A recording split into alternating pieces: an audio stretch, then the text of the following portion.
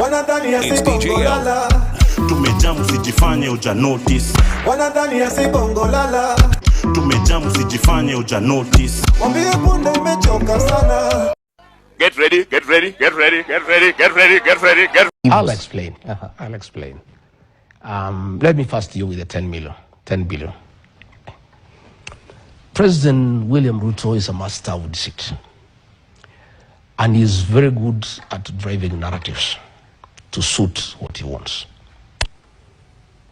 Between the year 2018 and 2022, he drove a narrative in the Mount Kenya region that Uhuru Kenyatta is incompetent, he's a drunkard, and he has ruined the economy and the country. But it's collective responsibility. You were right next to him. I'm just saying, I'm just saying, among the people he persuaded many people, I included, because he's very persuasive when he gets on a narrative. And he drove a narrative against Uhuru Kenyatta and recruited all of us, I included. I was among the leader of those who believed in what he told us, that Uhuru Kenyatta is a drunkard, is a useless leader, is a man who has messed this country, is a man who cannot be trusted to organize the succession. And we should despise him, we should hate him. And we listened to William Ruto, and he persuaded us. 5 years down the line, Uhuru Kenyatta is gone. William Ruto, the one who said Uhuru is incompetent, has come on stage. The education system that was working when Uhuru Kenyatta was there is finished. Children at home. The health system has crumbled. People are overtaxed. Nothing is working in the country. Yet, at that time, he had persuaded us that Uhuru Kenyatta is an incompetent man, is a drunkard, is a leader not worth talking about. He came and persuaded us that our enemy as a region is Raila Odinga, who is a witch doctor. And since Uhuru Kenyatta has brought him, and Uhuru Kenyatta does not mean well for us, we should hate Uhuru Kenyatta and trust William Ruto to carry our destiny. We believed him. He's very good in driving narratives. So when he came to the mountain, he needed to drive a narrative against Gachagua, thinking that the people are as gullible as they were then. And he was confident that if he could successfully drive a narrative against Uhuru Kenyatta when he was president, he could equally drive a narrative against Gachagua. And he cobbled this narrative of 10 billion. The purpose was to show the people of the Mount Kenya region, this Gachagua guy is a very selfish man. So did you or did you not blackmail the president? Of course I did not blackmail the president, because if I did, Rogers, yes, it would have been accusation number 1 before the Senate. Impeachment. This impeachment was crafted by William Ruto. It was drafted by the National Intelligence Service and Professor Kindiki. And the president even had blackmailed him. Blackmail is a criminal offense. It should have been accusation number 1. It did not appear anywhere. Since October 18, the president has never talked about it until he came to the mountain. And the president had better make up his mind why he ordered me out of office. When he went to Western Kenya, he said he got rid of me because I was incompetent and tribal. He never told the people of Western Kenya asking for 10 billion. When he went to Northeastern Kenya, he said he got rid of me because I'm divisive and I don't like the unity of the country. When he went to Nyanza, he said that I am primitive, and corrupt. When he came to the mountain, he never said I'm tribal, because he cannot say that. He never said I'm incompetent, because he cannot do that. Okay. He said that I was asking for 10 billion. In fact, on Thursday morning, he met Madeira women dancers. There is a group of 1,000 women that I put together to dance for Uhuru Kenyatta, and then I handed them out to William Ruto. Most of them are friends of my late mother. Others are women who have educated their children from Form 1 up to university. My friends. He met them and told them, huyu Rigathi wenu alikuwa anaitisha mimi bilioni 10. Na nikaona kuliko kule peke yake, nimfukuse hii pesa nigawe na nyinyi nyote. So leo mtakula hii pesa ningepatia Rigathi. Those women, he gave them each 8,000 shillings. That is 8 million shillings. And he gave another 2 million shillings towards the funeral of their child who has died. And the women called me and said, this man is a liar. because we know you. There's a rebel movement called RSF. And the leader of that group is called Hemeti, has been the vice president of Sudan. So in 2023, William Ruto called me to his office and told me that diplomatically, a president can only invite a president to visit him, and he has a friend who is a vice president and he cannot invite him. So he wanted me to invite him on his behalf. I recall you said this. And he had a letter. Yes. I signed that letter, and Hemeti came, and we met, we discussed about Kenya and Sudan, but that was not the purpose of the visit. I took him to the president. Later on, I realized they are doing business. After some time, it became clear to me that the international community had placed international sanctions against Hemeti because of genocide, killing women and children, displacing people, and no other crimes against humanity. So President William Ruto called me again and told me to invite Hemeti again. And I told him, Mr. President, this is a butcher of women and children. And he is using our country, through your friendship, to bring gold from Sudan, clean it in Nairobi, take it to the Middle East, use the funds to buy arms to go and kill people in the Sudan. I told him, Mr. President, I am a father. I am a Christian. Just the way we are killing our children here through abductions, I cannot be party to what is happening in the Sudan, and I cannot invite Hemeti here because he's coming here to clean his gold here, sell it in the Middle East, buy arms, go and kill children. I said, I will not. He said, you must. You are my deputy. This guy is my friend. We are doing biashara. Do you know by him not coming here what I'm going to lose? I said, Mr. President, I'm not going to do it. I'm not going to invite that man here. So you invite him yourself or do whatever you want. He said, wewe Rigathi umekuwa mjeuri. I am instructing you to sign a letter here to invite a vice president of a country. You say you cannot. I said, I won't. This man has international sanctions against him. This is a man who is butchering women and children, Mr. President. I'm a Christian. I'm a father. I will not do it. I went. Later on, I learned my signature was forged to invite him. I went, I faced the president. I told him, if this man lands in this country on an invitation purportedly signed by me, I would disown him. So the visit was stood down. And then he told me, well, Taniona, I am tired of you. You are a very difficult character. You are the worst mistake I have made in my 35 years of politics. I regret having nominated you as my deputy. You are a very difficult character. I am president. I'm telling you to do, and you say you are blackmailing me that you are going to disown the letter. I refused. I want to say this. For the deaths occurring in the Sudan, the real commander of RSF is not Hemeti, it's William Ruto, because for a movement to succeed, it needs money.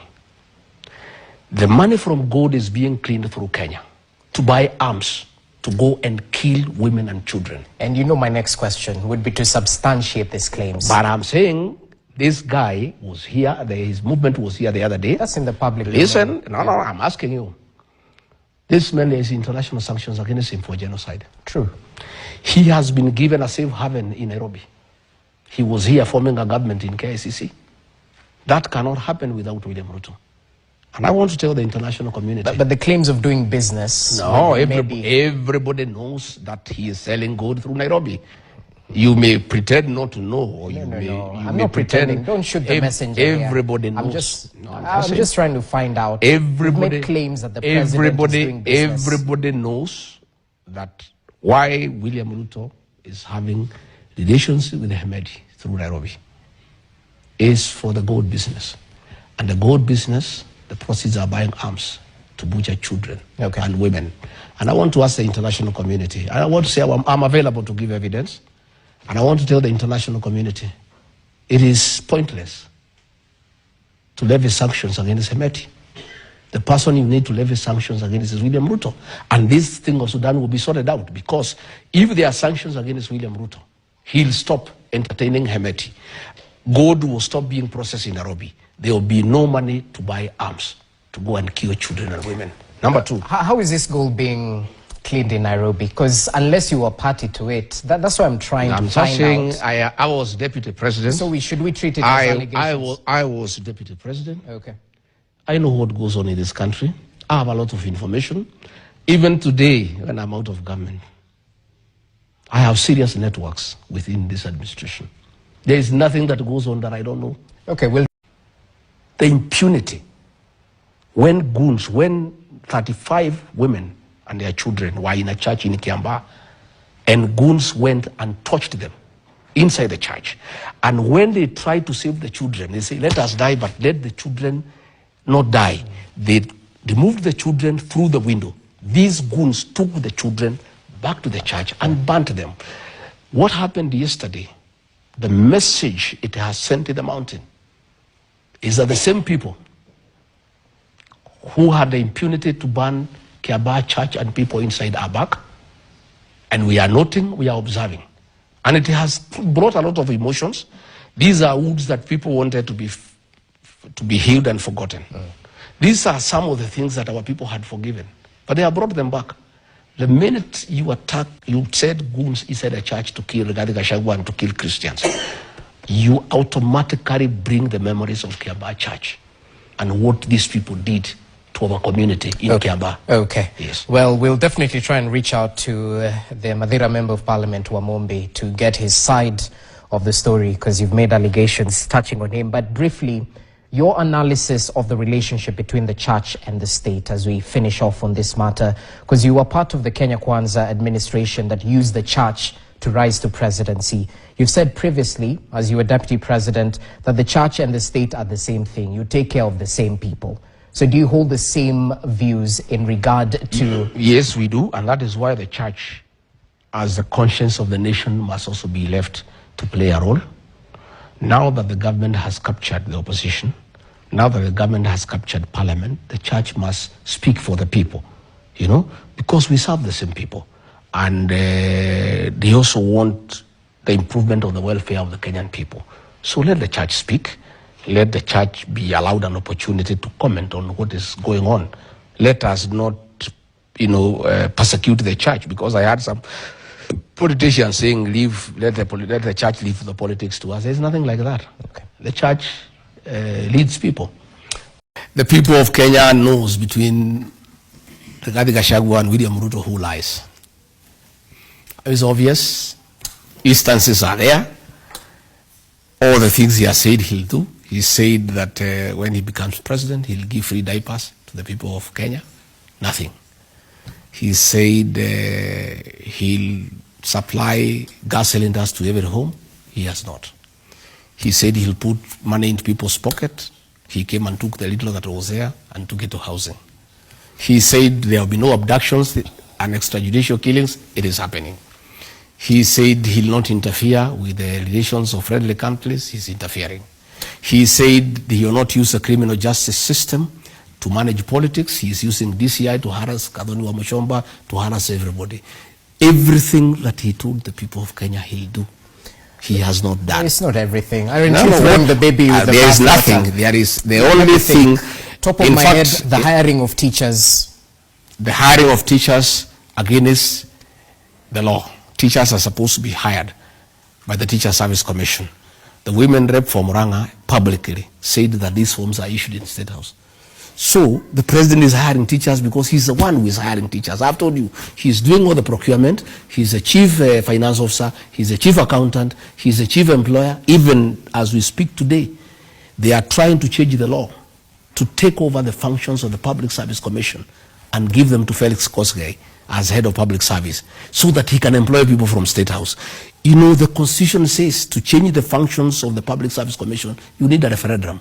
But through a back door, they want to remove the powers of the Public Service Commission, transfer them to the head of public service, so that just like he has had all the CEOs from his community, all other public appointments will be managed by his tribesmen, and he'll hire his community.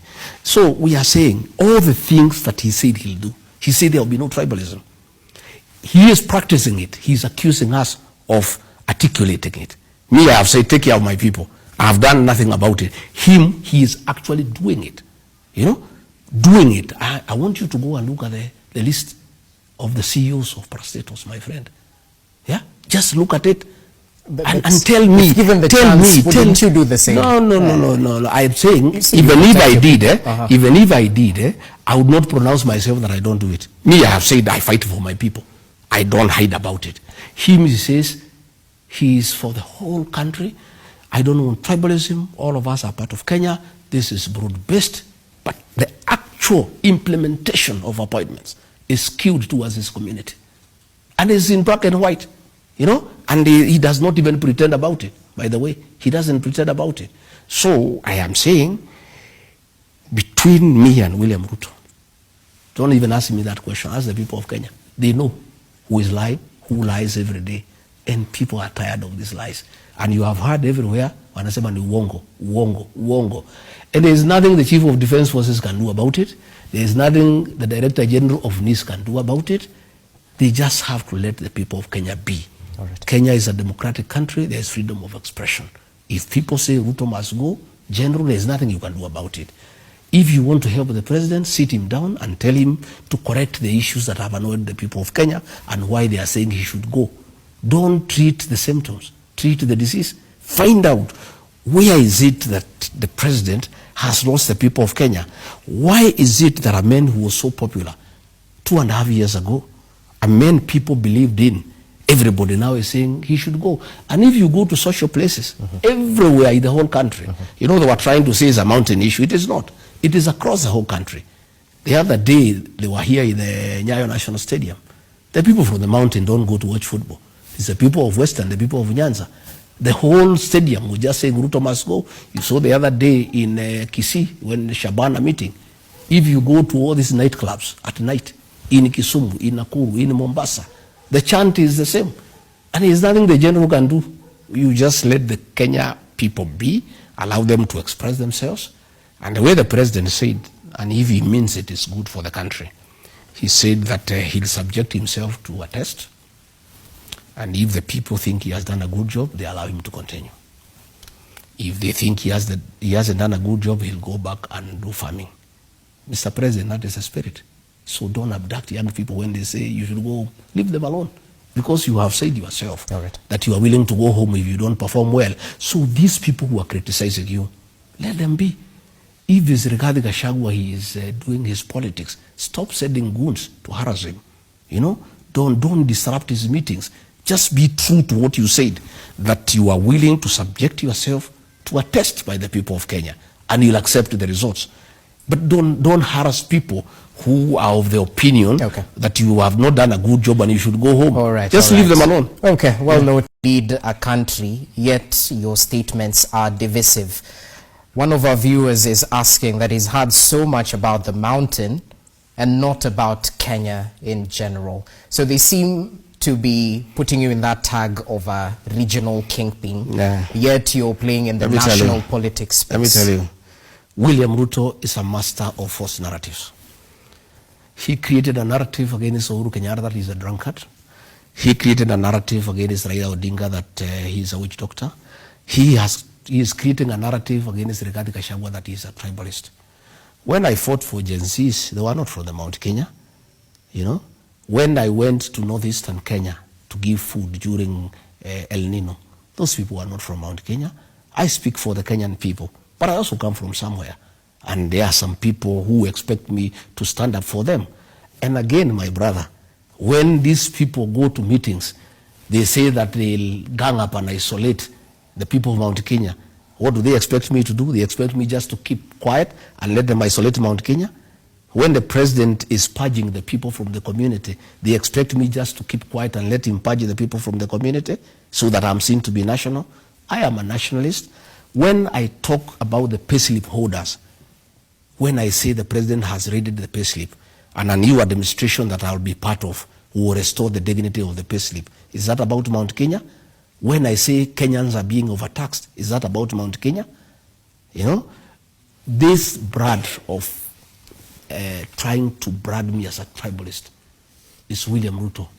You saw him trying with the Ed and Duale, trying to create a wedge between me and the Somali community. Simply because I said, Nuruddin Haji is not doing his job properly. They try to create a narrative that I have something against the Somali. Let me tell you, the Somali community and our people are one. We are business people. If you go from Thika here, Sagana, Karatina, Narumoro, Nyanyuki, Meru, the Somalis are everywhere. If you go to Isili here, the Kikuyu community and the Somali community are one. And we work together. And myself, I do business with the Somali community, and there is no way the people of Mount Kenya can survive business-wise without the Somali community. But simply because I talked about one individual, they try to say that I have something against the Somali community. I'd like to assure the people of the Somali community, yourselves and the people of the mountain are one. We are business people. And by the way, the Somali community are good people. They are trusted. You don't even have to write anything. These things I had agreed with William Ruto. If I had agreed with the Somali, I will not be here in this position today. They would keep their word. So that narrative of trying to say I'm tribal is William Ruto. And that is why you see, when he went to the mountain, if he was a man enough, why didn't he talk about me anywhere in any meeting? Why didn't he start in Kirinyaga or in Embu and say Gachagua is a tribalist? He wouldn't. Because the people know, when you say Gachagua is tribal, you are actually fighting the people of the mountain. All right. How come President William Ruto is cheating the people of the mountain that he has a 20-year friendship with them, yet he superintended over a meeting where the Honorable Wanyama said the people of the mountain should be isolated? William Ruto was the last speaker. How come he did not admonish him and say that is wrong? And then he's here cheating the people of the mountain that he is their friend, yet he is the one who is very busy, crafting a narrative, trying to get 40 versus 1, what he did to the people of the mountain between 2005 and 2007. Because the Pentagon, William Ruto was the most active person of mobilizing all other communities against the people of the mountain. Democracy cannot operate unless we are tolerant. You tolerate your friend, your neighbor, to have an opinion different from yours. You don't have to call him names. He has a right to differ from you. That is his fundamental right. And he was not made so as to be managed by you or guided by you. The Gen Zs, it does not end up there. Let it flow downwards, up to the county, even the ward level, so that we get what we want for a country. Mimi kama ningeambiwa nitakuwa around mpaka 2040, sijui ningekaa namna gani. Unaona vile nahangaika na hii ya kusukuma hii yetu. Ukipata 5 years una sweat, ukiongezewa 5 unasema wacha itoshe, wacha mimi niende nyumbani. Heri hiyo yako unaweza kusukuma popote mpaka 2040. Hii yetu hii ni ngumu. Hata hawa waheshimiwa wanajua hii yetu iko tabu.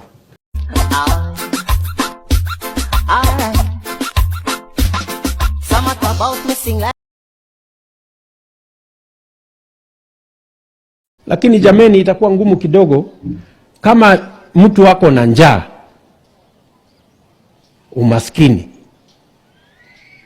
mtoto hajasoma vizuri, utajivunia kuwa Mkenya kwa njia gani? Basi nyamazeni, atapata nafasi ya kuongea. Wewe kijana, wacha kunijibu. Unanijibu kama nani? Kama umeleta kisirani kwa hiyo mkutano, utoke. Hauwezi kuja hapa na kuharibu mkutano. Please, tuheshimiane. Second term labda urudie Sugoi secondary. Second term labda high school. Vile umetuonesha mzae jo. Umetupanga jo. Yana tunapara, ona vile nimeparara na nijipaka lotion asubuhi. Siku hizi hata wanaweka detergent kwa lotion. Yani economy imeharibika. I want to tell you guys, If there is a president I have ever seen being the true symbol of national unity, it is none other than William Samoei Ruto. Why am I saying this? Even the Kalenjins are crying. What does that mean? Ruto is fairly distributing the suffering across the country.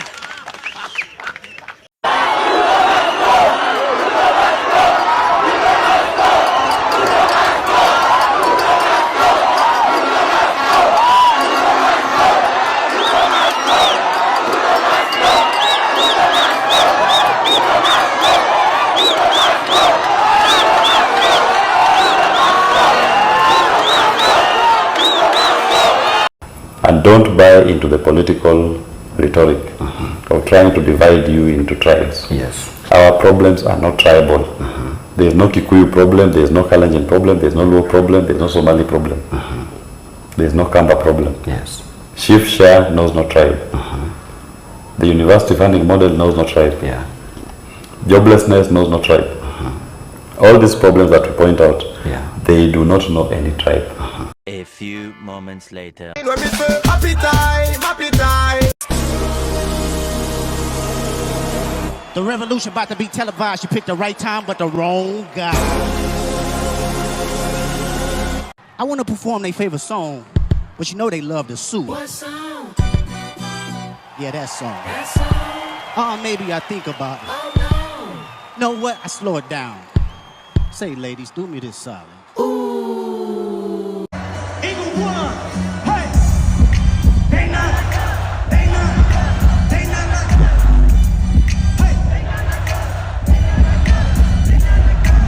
You think they gon' let you disrespect pop, nigga? I think that open show will be your last stop, nigga. They confound. I don't know why you still pretending. What is the owl? Bird niggas and bird bitches go. The audience not dumb. Check the stories how you want and dread. They're not.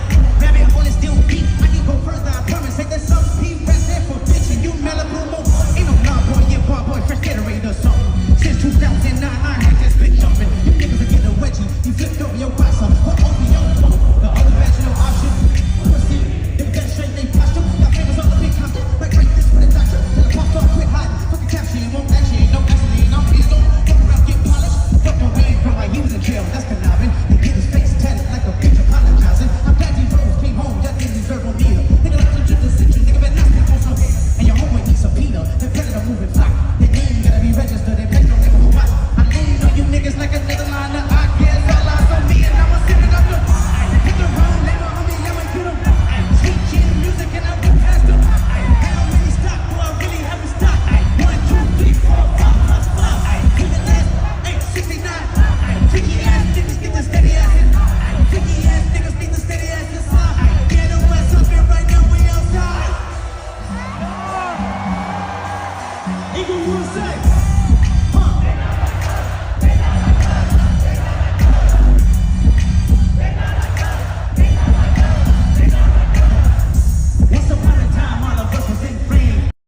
To my fellow young Kenyans, if you are not a registered voter, please make the time to go and register as a voter. Because Kenya's future depends on you and me. So how do you register? There are IEBC offices in every constituency, and that is where you register. So please find the location of the IEBC office in your constituency and register. All you need to carry is your identification card or your passport. There are those who are saying that Huduma centers are registering voters. Huduma centers do not have an IEBC desk as of now, maybe later. So please go register and let's prepare to save Kenya together. And for those who have registered, please go to the IEBC portal and verify your details. Please. Here I come. Oh, here I come. Oh. Now, so some of you are very wicked. And I don't have up to 10,000 subscribers on YouTube. Some of you are my village people. You are my village people. I will not hide mouth. All of you are my village people. You are the one that is following me. Go and subscribe to my YouTube to prove to me that you are not my village people. Thank you. Hello.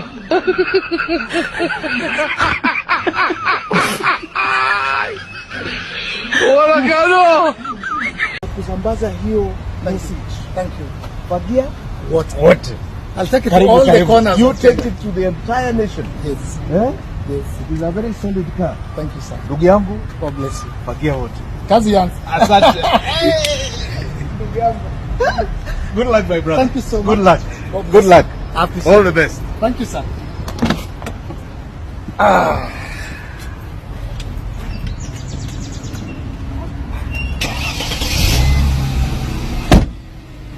It's time for a fresh start. Tunafagia wote. Your Excellency. Aya, alafu matopare. Okay, matopare. Matopare. Topa. Matopare. Matopare. Topa. Tazidi kuongea kwa niaba ya Kenya. She asked me, baby, where you from? I told her, Kenya.